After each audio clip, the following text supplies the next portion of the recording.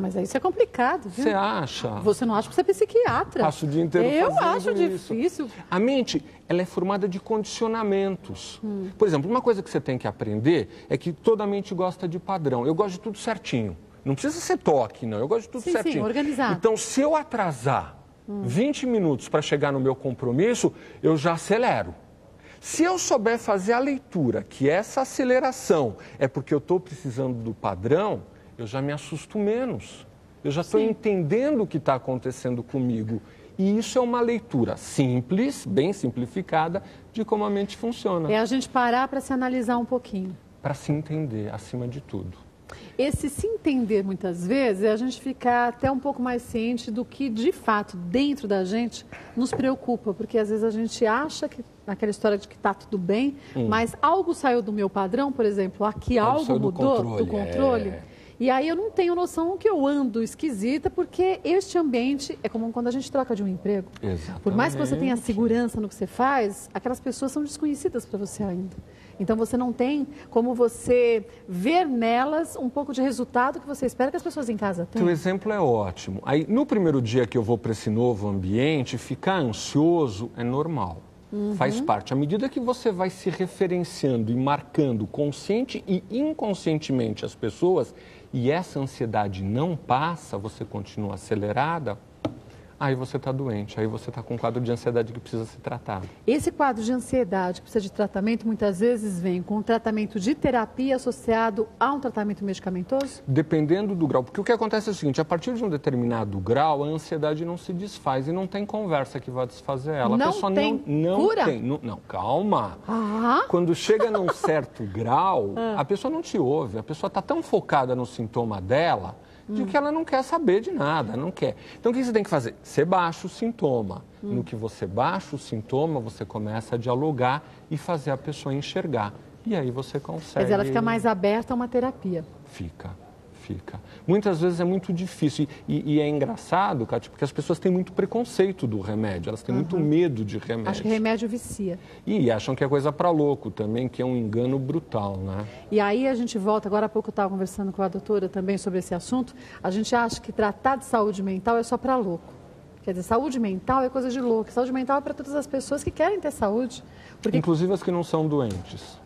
Que podem se tornar doentes no futuro por N motivos diferentes, né? Através de uma abordagem preventiva, sem dúvida. E que a gente devia começar a passar isso para os filhos já. Mas, incentivar as crianças a falarem dos seus sentimentos, não é? Deixa eu falar uma coisa que eu acho importante. Entender como a nossa... Nós não somos responsáveis pelo fato de como a nossa mente funciona, Cátia.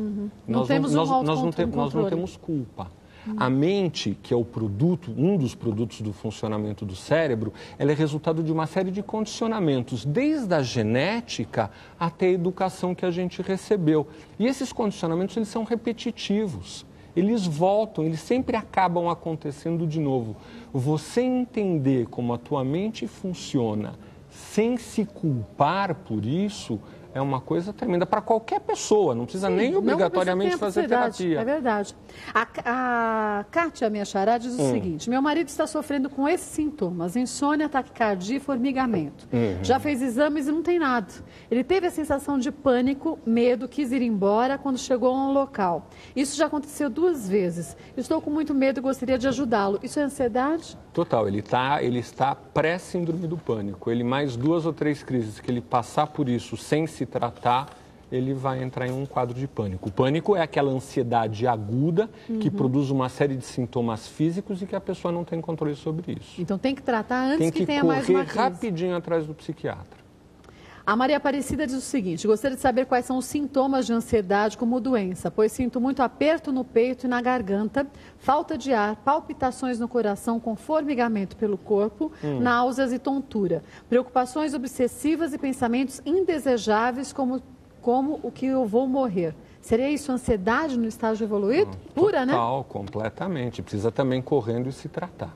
Esse tratamento, muitas vezes, pode ser, digo em tempo mesmo, variável, quer dizer, de uma pessoa para outra, a necessidade de equilibrar o remédio de acordo com como o corpo evolui.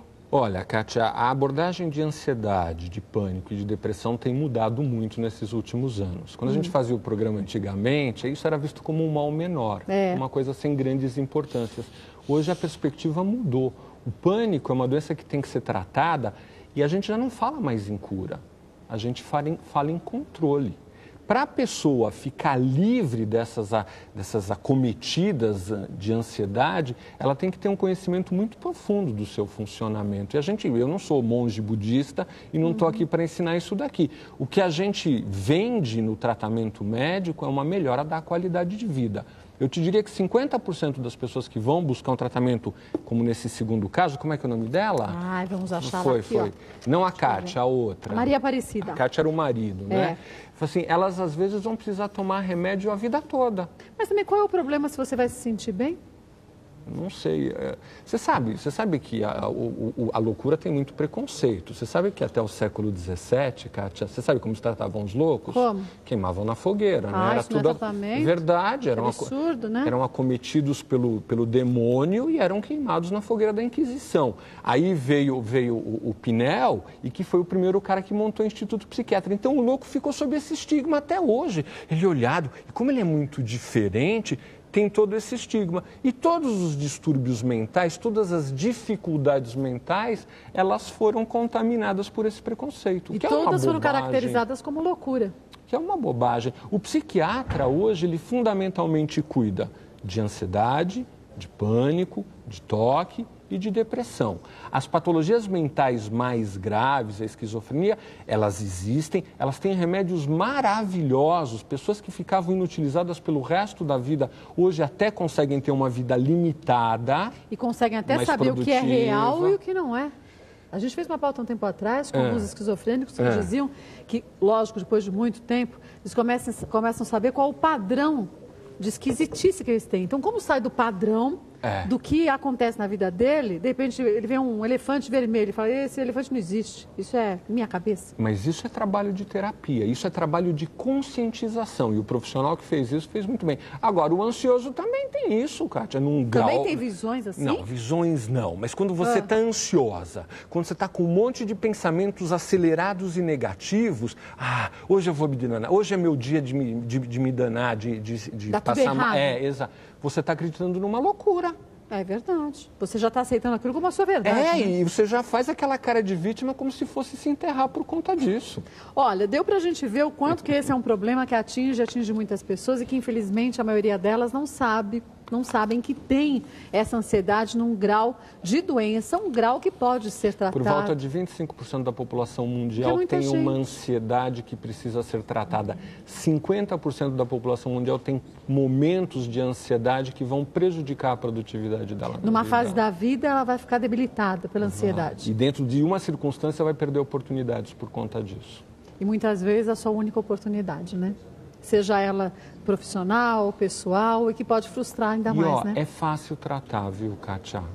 Tem remédios que estabilizam a pessoa e o que elas ganham de produtividade por conta disso é impressionante. E que a gente perca esse preconceito que medicamento para ser tomado a vida toda causa dependência. Dependência é a gente aceitar uma situação que nos deixa infelizes porque a gente tem medo do novo e medo do remédio. E não causam dependência. Vamos ficar claro, as medicações fundamentais de tratamento de ansiedade, elas não causam dependência enquanto conceito médico, não causam dependência física. Doutor Isaac Fraim volta milhares de vezes, porque esse é um assunto que a gente vai abordar muito ainda, principalmente a saúde mental, que você comece a mudar esse seu padrão e entender o quanto que é válido, importantíssimo você buscar um psicólogo, um psiquiatra para se compreender. E se compreendendo, a gente facilita muito a vida para a gente mesmo. Obrigada mais uma vez, viu? Eu que agradeço, Kátia. Sempre meu. E olha,